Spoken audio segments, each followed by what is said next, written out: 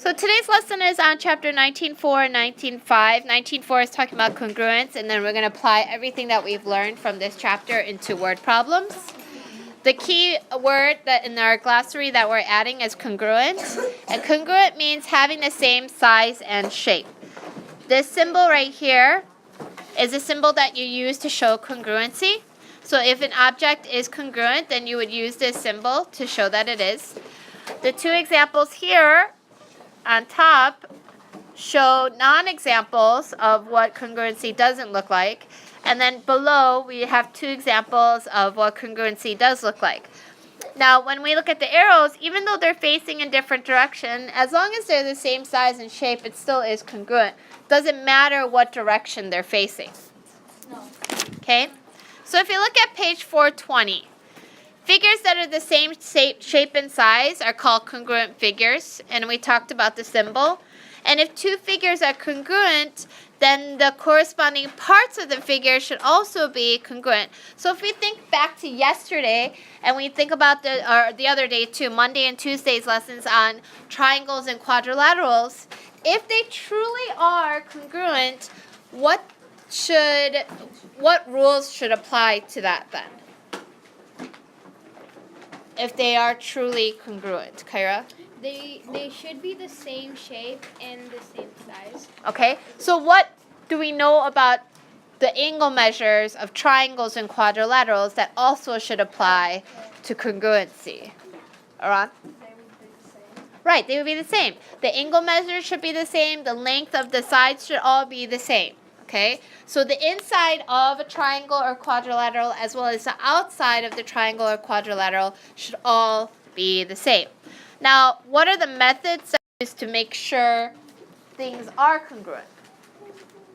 How would you know if something is congruent or not? What are the different methods you could use? Naomi? You could use a ruler to see if the sides are the same length. Right. So one method is using a ruler to measure the sides, right? So you're using the ruler to measure the sides, but is that enough if we just measure the sides? What else would we have to measure? You also have to measure the angles. So you can use a protractor. Very good. So you're using a ruler and a protractor because yes, it's important to make sure that the side lengths are the same, but you also need to make sure that the angle measures are the same, and that's what you're using a protractor for, to measure the angles. What's another way that you could do, what's another method you could use to check for congruency? What's another way you could use? Mark? Like degrees? Well, that's using a protractor, right? This is a very simple paper and pencil method. Brian?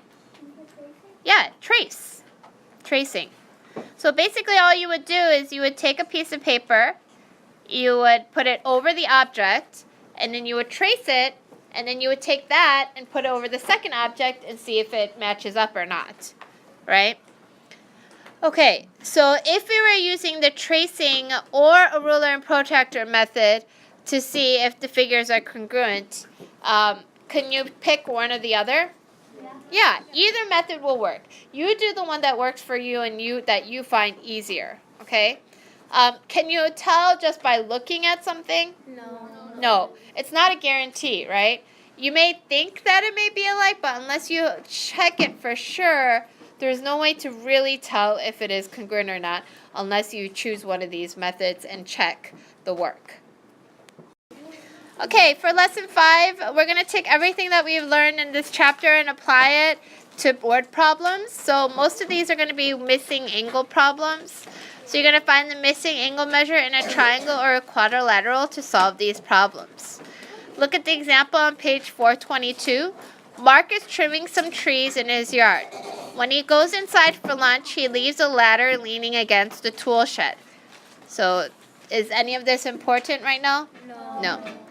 The ladder, the side of the tool shed, and the ground form a right angle. So I'm going to draw a picture. So my strategy for this one is to draw a picture. So I'm going to have the ladder the shed, Oh, well, and the ground, and they form a right angle, right? The ladder and the tool shed form a 30-degree angle. So right here, this corner forms a 30-degree angle. What are the measures of the other two angles of the triangle? wait, there's two? Okay? So they gave us this one, 30 degrees for sure. So we need to find out what is this one and what is this one. Okay, we don't know what these are. So I understand that there's a 30-degree angle. The triangle formed is a right triangle. So one of the angles has to be 90 degrees. So that's what we know. And then the last angle we don't know. But I know that the sum of my measures of angles of a triangle equals 180 degrees, right? So what I could do is I could measure the two angles that I know and then subtract from 180 to get the angle measure of the third one. So I would take 30 degrees plus 90 degrees, which equals 120 degrees. Then I take 180 minus 120 to give me 60 degrees. So the measures of the other two angles are 60 degrees. The measures are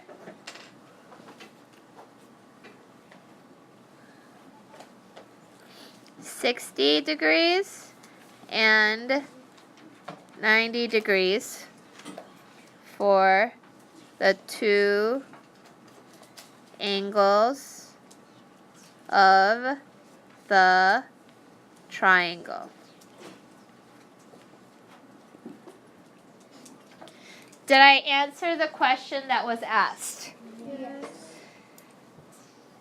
When I add all three of these up together, do they equal 180? Yes. Yes. So I know that my answer is correct. So number 1. Elias is making a map of the school's playground. The playground is in the shape of a quadrilateral. So I'm going to draw a quadrilateral.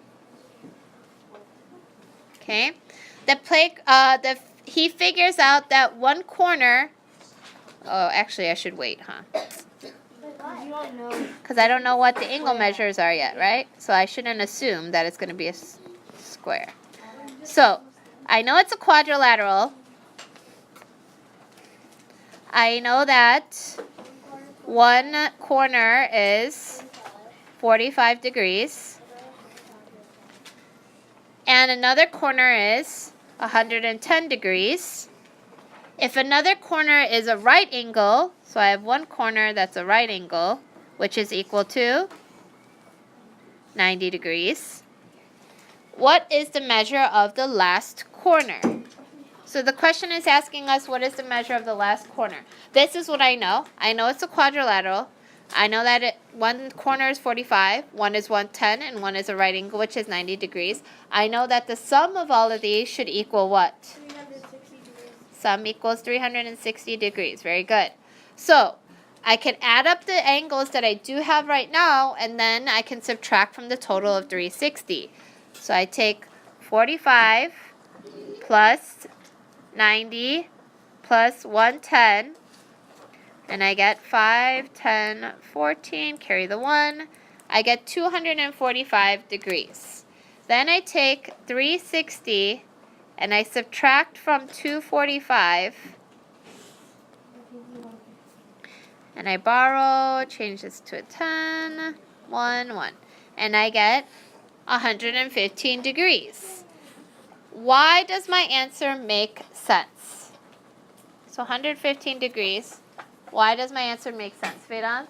So the sum should be the 360 degrees. They gave you two angles, which is 45 degrees and 110 degrees. They also gave you a clue about a right angle, which obviously means it's about 90 degrees. And so you added all of the angles in here and subtracted it by 360 degrees. And then so when I got the 115, if I add the 115 back into here with all the other angles, does the sum equal to 360? All right, then I know that it's correct.